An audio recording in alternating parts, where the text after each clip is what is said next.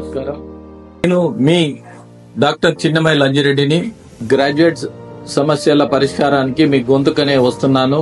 మీ మద్దతు నాకు అందించి నా అభ్యర్థిత్వాన్ని బలపరిచి మొదటి ప్రాధాన్యత ఓటు వేసి గెలిపించాలని ప్రార్థిస్తున్నాను. భారత్ మాతాకి జై.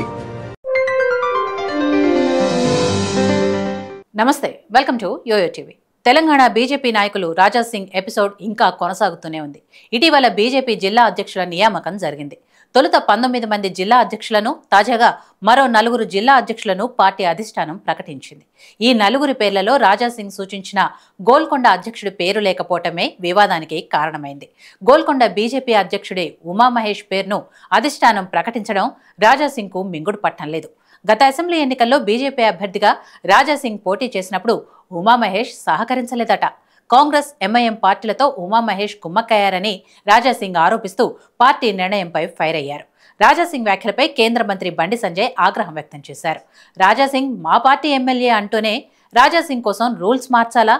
వ్యక్తి కోసమో, వ్యక్తి ప్రయోజనాల కోసమో భారతీయ జనతా పార్టీ స్టాండ్ మార్చుకునే పార్టీనా అంటూ గోషామహల్ బాషా రాజా సింగ్ కు గట్టిగానే చురకలంటించారు. దాంతో టోటల్ సీన్ అంతా రాజా సింగ్ వర్సెస్ బండి సంజయ్ అన్నట్లు మారిపోయింది. ఇటు పార్టీ రాజా సింగ్ వర్గీయులు, అటు బండి సంజయ్ వర్గీయులు కూడా సై అంటే సై అనుకునే పరిస్థితి తలెత్తింది. అయితే హిందుత్వ ఎజెండాను ముందుకు తీసుకుపోవటంలో రాజా సింగ్, బండి సంజయ్లకు మించిన నేతలు పార్టీలో లేరు. ఎందుకంటే మసీదు తవ్వితే శివలింగాలొస్తే మాకు, శవాలొస్తే మీకు అంటూ ఓ వర్గాన్ని టార్గెట్ చేస్తూ కామెంట్లు చేసి అప్పట్లో కలకలం రేపారు బండి సంజయ్.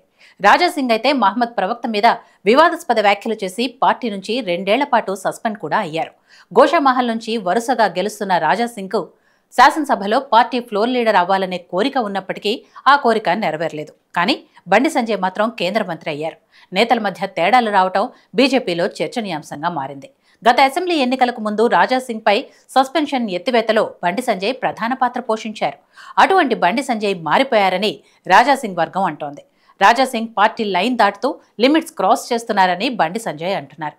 ఇలా వారిద్దరూ పరస్పర విమర్శలు చేసుకునే స్థాయికి వచ్చారంటే పార్టీలో ఏం జరుగుతుందో అర్థం కావటం లేదని కాషాయ శ్రేణులు తలలు పట్టుకుంటున్నాయి.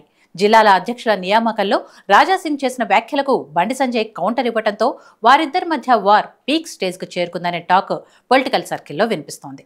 దేశవ్యాప్తంగా జరుగుతున్న ఏ హిందుత్వ కార్యక్రమాలకైనా తెలంగాణ నుంచి రాజా సింగ్కు ఆహ్వానం ఉంటుంది. అది రాష్ట్ర బీజేపీ నేతలకు ఎవ్వరికీ మింగుడు పట్టం లేదనే టాక్ వినిపిస్తోంది.